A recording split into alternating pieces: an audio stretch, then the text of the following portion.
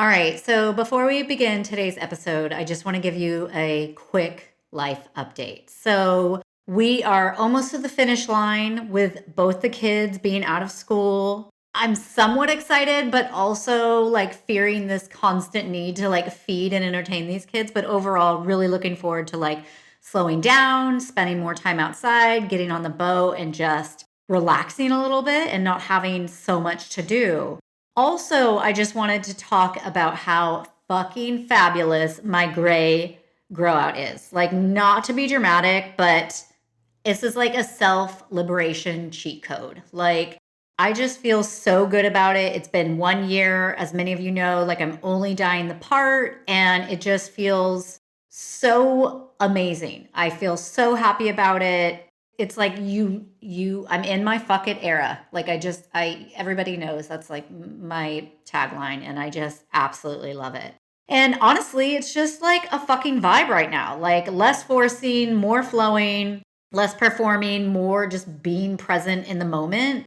I have been peeling back a lot of like habits and old expectations and doing more growth, being more open to different ways of healing and getting better. And to be honest, I just love it. I just love personal development. I love continuing to grow and get better so that I can, just become the next best version of myself. So if you're in a season of like shedding, shifting, or just questioning what the hell you're doing, you're in the right place. Let's get into today's episode. Welcome to Part of the Solution, because what the world really needed was another podcast, except for this one actually cuts through the noise. Hi, I'm Natalie, your coach, speaker, truth teller, and your favorite no BS friend. Around here, we're talking health, healing, habits, hormones, and how to finally grow a mindset that gets out of your own way. There's no filters, just real conversations that might actually change your life.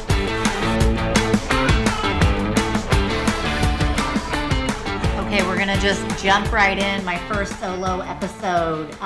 So I wanted to talk about life after alcohol. I feel like this topic just keeps coming up more and more often. I'm 42 years old. I have not had any alcohol for over 15 years. So a little background, I put myself into treatment 15 years ago, had a drug and alcohol abuse. And I just know that I needed a change, and it just didn't feel right. I was exhausted. There's a lot of energy that goes into living that life. And I think a lot of us go like that in our 20s. And I just, per usual, took it another step further. And let me tell you, that realization that day was the best choice I've ever made for myself. And I know that I get a lot of comments, women asking how I don't drink, how to go out and be social, do you miss it? All of those questions. And to be honest with you, I really truly do not. Now, that being said, it's not like I never did in the beginning. It was definitely hard in the beginning. I stayed away from a lot of social settings, and I didn't go downtown or to bars, or, I kind of kept my guard up for a while until I felt more confident and more comfortable in myself, because I didn't want to go back to that lifestyle. So for those of you who are getting that ping that maybe you don't want to drink anymore, but you're worried about what your friend group is going to think, or what they're going to say at work, or what they're going to say to you if you decline having a drink, the judgment, all of that, this episode is for you. This is who I'm talking to, is that you can have an incredible life filled with purpose and drive and ambition and love and excitement and all of that without having to have alcohol in the equation. My life is tenfold better than how it used to be. And I realize that everybody listening to this may not be as deep as I was in it, but still, if the desire to quit and the desire to change your life is there, then this episode is going to talk just about that. So I want to get into a little bit on how alcohol is treating your body, what it is doing. So it is basically a central nervous depressant. So it's going to exacerbate any of the feelings you have, whether it's joy, whether it's love, whether it's depression, whether it's excitement, fear, whatever it is. It's going to intensify all of those feelings, right? And a lot of people say with their first drink is like this ease and comfort, right? And that's part of what romances the alcohol, how it romances you. It knocks it back. It dials life back a little bit. It dials back those hard times, those tough times when you just want to take a break or kind of check out. And it really helps do that. So that's the hard part with it, is that everything seems pretty manageable and you really enjoy it. And don't get me wrong, like I have zero regrets. I had a blast most of my 20s. I had such a great time drinking. It's totally sociably acceptable. Everybody does it. You have a drink, maybe you have a cigarette, you're being more social, you're at a party, you're on the lake, like you're on the river. There's always a good time to do it. So it's confusing almost, and you're insecure with that choice or that internal pull to like dial it back or just not drink as much. So I definitely want to say that I get that, and all of that is very valid. Okay, so let's talk about how alcohol affects you the older you get, because I have a lot of listeners that are definitely being pulled towards wanting to kind of dial it back or quit the older they get. So there is like this huge hormone havoc that happens when you're mixing these perimenopause age with alcohol, with the stress of life, children, business, whatever your scenario is. And it can already be a roller coaster. And then you toss in alcohol and you're basically like strapping in to the front seat with no seatbelt. Like it can just be all over the place. And it disrupts like estrogen. It makes sleeping harder. It amps up anxiety tenfold. Like that is the biggest thing that I get from women, is like they just get this rumbling anxiety that sits and stays with them and like sucks the energy out of them. Again, like life is hard enough already without adding that extra bit of it. Also, like your metabolism, right? The older we get, the harder time that we have with our metabolism. We start to gain some weight. All of those things seem harder and harder. And alcohol just adds fuel to the fire. Even like one glass can spike your blood sugar. It can mess with your gut. It gets in the way of fat loss. And as we all know, like as we're approaching 40, 42, 45, we start to get that weight gain in the midsection. And it's harder and harder to lose. And alcohol definitely plays a role in that. It is just like inflammatory city. And there is lots of like wine bloat, and all of that plays a role in it. It also, even though alcohol in the moment brings you up, brings your mood up, it is a mood killer in disguise.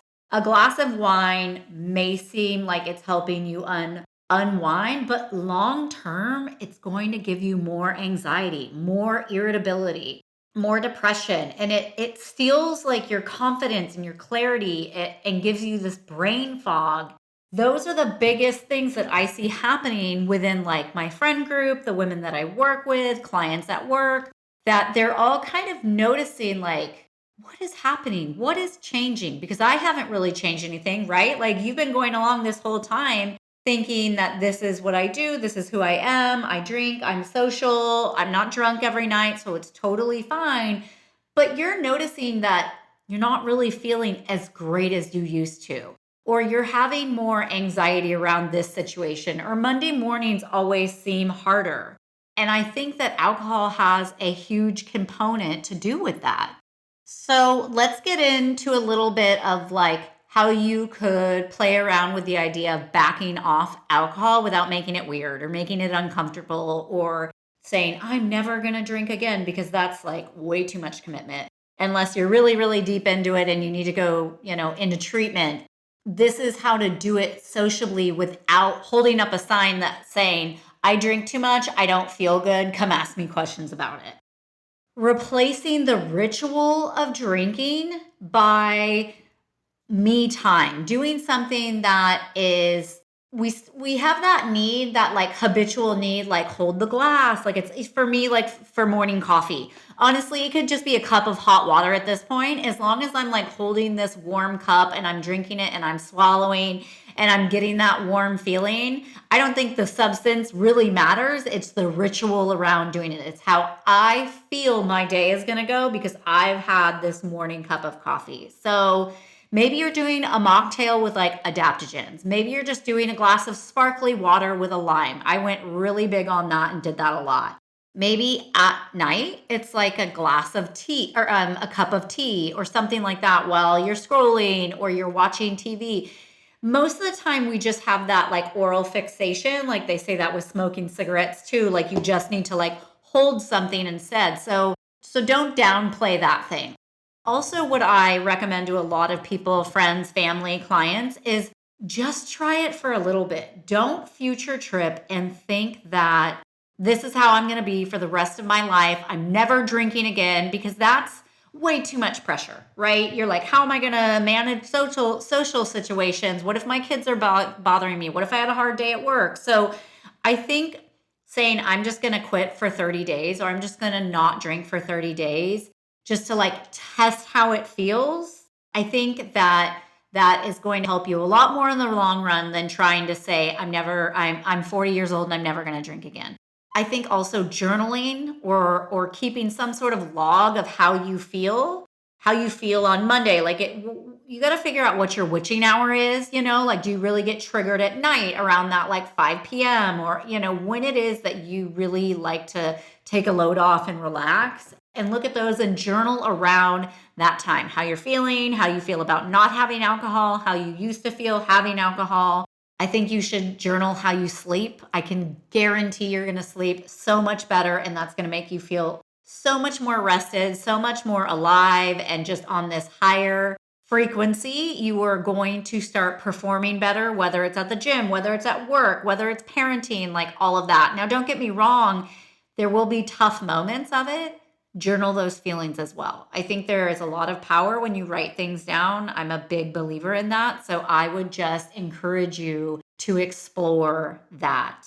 And I think shifting the focus at social events, bring your own drinks, bring your own LaCroix, focus on conversations that you're having with people. Bring it up if you want to bring it up and you feel like you're in a safe environment where you're going to get the support you need, or if people are going to be like, what are you doing? That's stupid. Like, I don't think there's anything wrong, especially today, with just saying, I feel better without it lately. So that's what I'm doing and that's what I'm sticking with. And also own it. Like, I don't feel any type of way when I tell people that I don't drink. In fact, I think it gives them an opportunity to like look at themselves and think like, oh, I'm kind of feeling the same way. I find that more people are like, good for you, or I've been thinking about doing that, or, rarely do I have people who look at me like something's wrong with me. And I don't know if that's age. I don't know if it's just the fact that I haven't drank in so long, so people are already used to it. When I decided to quit drinking, I had a very supportive friend group. They all remained drinkers. They all went out, and I just didn't join for a while. And I just never did. There's just a certain time in the night where I leave where people get too close while they're talking, or they're repeating themselves, or they're like spitting while they're talking. That's when I'm like, I'm out, see ya. And I could honestly give a shit. I don't ever have FOMO. I don't ever wish that I still drank. There's just never a moment. So I would just say, I'm not drinking right now. This is what's working for me, and leave it at that. Who do you owe an explanation to? Like, did you ask them for their like unsolicited opinion on what you're doing? So find a little bit of like strength and pride in just saying like, I'm not doing this because it's not working for me. And I don't think that you should apologize or feel bad for it. And it also doesn't mean that like you're not cool anymore. I don't ever feel like left out or not invited or anything like that. Like, I still have a great time. I can still go to a party. I still feel like I have great conversations and I'm funny and vibrant and all of that. Okay, and here's another thing too. Wait till you don't drink and then you go out to dinner with friends who do drink. And the difference in the bill versus, just your meal versus all of their alcohols is like monumental. I can't tell you. So my husband doesn't drink either. He just really never has.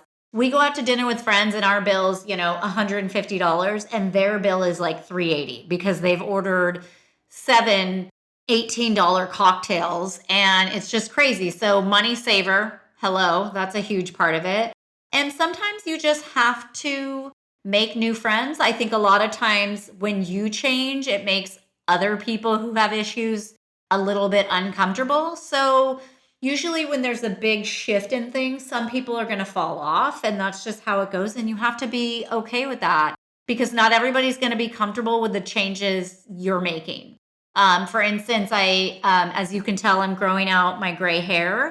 And I had a woman approach me this weekend about it, and she was very uncomfortable that at my age, I was growing out my gray hair. And she was downright kind of rude about it, like, you're too young to give up, and like, all of this. And I just looked at her and kind of giggled and was like, what the best part is that I don't give a shit what anybody thinks about my hair, So, and I think it's the same thing with alcohol is, I just really could care less about how anybody feels about me not drinking because it's what works for me. And I think that there's power in that. And I think that it's nothing that should be hidden or not talked about.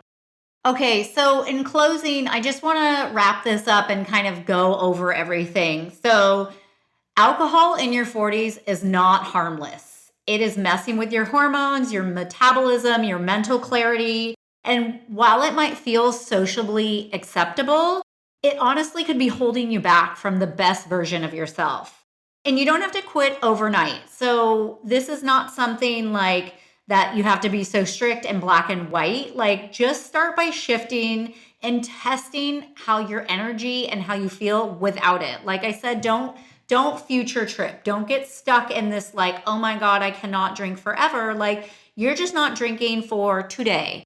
Or you're just not drinking for the next 30 days or whatever that looks like, and start small. You don't want to put too much pressure on yourself.